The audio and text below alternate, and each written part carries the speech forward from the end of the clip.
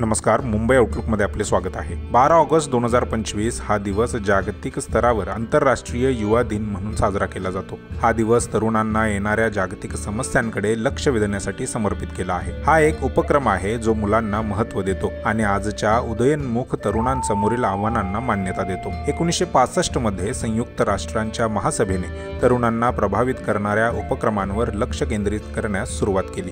तरुणांमध्ये शांतता, परस्पर आदर आणि अंतरशांतीच्या आदर्शांना प्रोत्साहन देण्याच्या घोषणेला त्यांनी मान्यता दिली। त्यांनी उदयोन्मुख नेते शोधून आणि जागतिक समस्यांना तोंड देण्यासाठी त्यांना साधनांनी सुसज्ज करून युवा सक्षमीकरणासाठी वेळ आणि संसाधने समर्पित करण्यास सुरुवात केली। 17 डिसेंबर 1999 रोजी संयुक्त राष्ट्रांच्या महासभेने युवांसाठी जबाबदार असलेल्या मंत्र्यांच्या जागतिक परिषदेच्या शिफारशीनुसार आंतरराष्ट्रीय युवा दिनाच्या निर्मितीला मान्यता दिली। 12 ऑगस्ट 2000 पासून जेव्हा हा दिवस पहिल्यांदा साजरा करण्यात आला तेव्हा तो सामाजिक शिक्षणासाठी एक मंच म्हणून काम करत आहे।